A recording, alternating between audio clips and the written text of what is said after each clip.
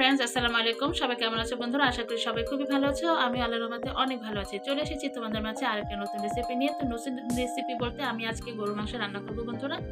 তো গরুর মাংসটা রান্না করছি কিভাবে সেটা তোমাদের সাথে শেয়ার করছি।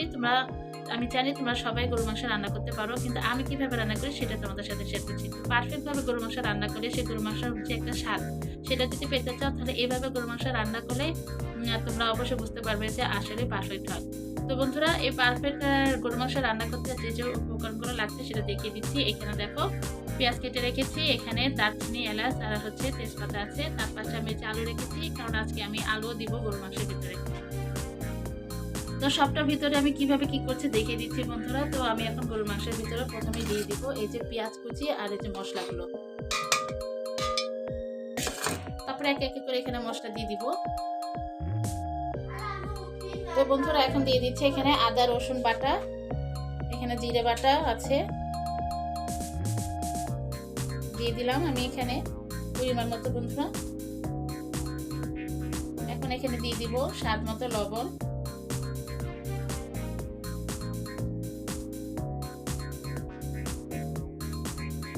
তো আমি যে মশলাটা বেটেছি বন্ধুরা, এখানে কিন্তু আদার পরিমাণটা একটু বেশি আছে, রসুনের পরিমাণটা একটু কম। কারণ বন্ধুরা, যে কোনো আমরা মাংস রান্না করতে চাই না কেন এখানে রসুন বেশি পরিমাণে দেওয়াটা ঠিক না, কারণ বেশি পরিমাণে রসুন দিলে কিন্তু মাংসের স্বাদটা থাকে না। কিন্তু আদার পরিমাণটা একটু বেশি থাকলে সমস্যা হয় না, কারণ মাংসের যে ফ্লেভার সেটা কিন্তু আদাটা ধরে রাখতে পারে। এখন দিয়ে দিব বন্ধুরা এখানে হলুদ দিয়ে দিচ্ছি 1 চামচ পরিমাণ বন্ধুরা, কেন হলুদ কিন্তু বেশি দেওয়া ঠিক না, হলুদ দিলে কালারটা নষ্ট হয়ে যায়। আমি জাস্ট 1 চামচ দিয়ে দিলাম।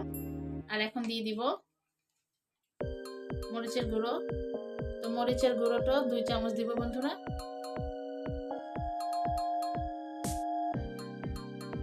কালারটা সুন্দর আসার জন্য 2 চামচ দিব বন্ধুরা। তারপর আমি কাঁচামরিচ দিব পরে।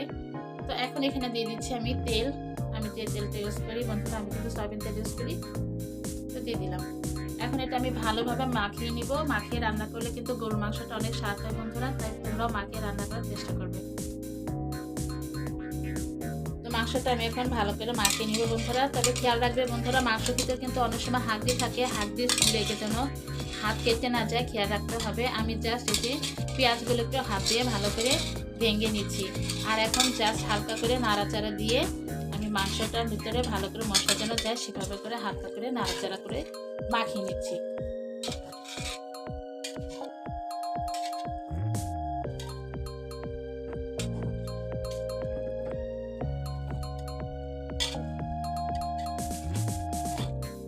তো বন্ধুরা, এটা কিন্তু মাংসটা কিন্তু খুব ভালো সিনার মাংস বলতে পারো। তো সিনার মাংস কিন্তু এমনি স্বাদ হয় বন্ধুরা। তারপরে যদি তোমরা এইভাবে করে মাখিয়ে সুন্দর করে বসিয়ে দাও তাহলে কিন্তু আরও বেশি মাংসের যে ফ্লেভার সেটা কিন্তু পাবে। বসানোর সঙ্গে সঙ্গে দেখবা যে একটা ফ্লেভার বের হচ্ছে। তো সেই ক্ষেত্রে অবশ্যই মাখিয়ে বসার চেষ্টা করবা। আবার অনেকে আছে মাখিয়ে বসাতে চায় না, কীরকম ধরো সব মশলা দিয়ে দিল, কিন্তু হাতে যদি হঠাৎ হাগিটাকে লেগে কেটে যায় সেই ভয়ে এমনি হয়তো কোনো চামচ দিয়ে হয়তো নাড়াচাড়া দিচ্ছে, সেটাও হবে বন্ধুরা, কোনো ব্যাপার না। কেননা রান্না করার সময় সব মশলা একত্রে এমনিতে হয়ে যাবে নাড়াচাড়া করার সময়। তো বন্ধুরা দেখো, আমার কিন্তু মাখানো হয়ে গেছে। এখন এটা আমি বসিয়ে দিব চুলায় ঢেকে দিয়ে।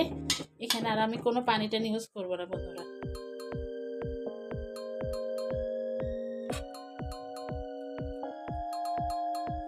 মাখানোটা শেষ, এখন বসানোর পালা।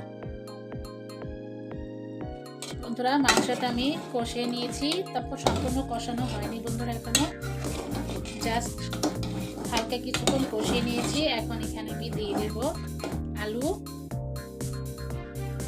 আলুগুলো এখন দিয়ে আবার ভালো করে কষিয়ে নিব বন্ধুরা। তারপর এখানে পানি দিয়ে দিব পরে। ভালো করে এখন মিক্স করে নিয়ে বন্ধুরা ঢেকে আবার ভালো করে কষিয়ে নিব। তারপরে পানি দিয়ে দিব। রেসিপিটা বন্ধুরা আলু দিয়ে রান্না করলে যে গরুর মাংস কতটা স্বাদ হয় সেটা যারা করেছো তারা তো অবশ্যই জানো। তো আমি এভাবে করে দেখাচ্ছি তোমাদের, জাস্ট আমি কীভাবে করি। আশা করি তোমরা বুঝতে পারবে আর আশা করি তোমাদের খুব ভালো লাগবে। অবশ্যই সম্পূর্ণ ভিডিওটা দেখো বন্ধুরা। ভালো লাগলে অবশ্যই একটা লাইক দিয়ে দিও আর অবশ্যই আমার চ্যানেলটাকে সাবস্ক্রাইব করে আমার পাশে বন্ধুদের থেকে যাও। তো বন্ধুরা, এখানে আমি পানি দিয়ে দিয়েছি। তো তরকারিটা কিন্তু বলক উঠে গেছে বন্ধুরা। এখন আমি এখানে দিয়ে দেব কয়েকটা কাঁচামরিচ। কাঁচামরিচটা বন্ধুরা দিয়ে দিলাম। এই পর্যায়ে কাঁচামরিচ দিলে কাঁচামরিচের যে একটা ফ্লেভার সেটা সুন্দর একটা তরকারির স্বাদকে বাড়িয়ে দিবে। তো এখন আমি ঢাকনা দিয়ে ঢেকে আর 10 মিনিটের মতো জাল দিব। যখন উপরে তেলটা উঠে আসবে তখন আমার রান্নাটা হয়ে যাবে, সেটাও তোমাদের সাথে শেয়ার করবো। অবশ্যই সাথে থাকো, দেখতে থাকো পুরো ভিডিওটা। তো বন্ধুরা আমার তরকারিটা রান্না হয়ে গেছে, আমি এটা নামিয়ে নিয়েছি। তো ঝোল কিন্তু বন্ধুরা একদমই কম, এটুকু ঝোল লাগবেই বন্ধুরা খাওয়ার জন্য, যেহেতু আলু দিয়েছি। আর তরকারিটা এখন নামিয়েছি, আস্তে আস্তে ঝোলটা একটু কমে আসবে বন্ধুরা, টেনে আসবে। তো রান্নাটা কেমন হয়েছে বন্ধুরা অবশ্যই কমেন্ট বক্সে লিখে জানাও। আজকের মতো এখানে বিদায় নিচ্ছি বন্ধুরা, সবাই খুবই ভালো থেকো, আল্লাহ হাফেজ।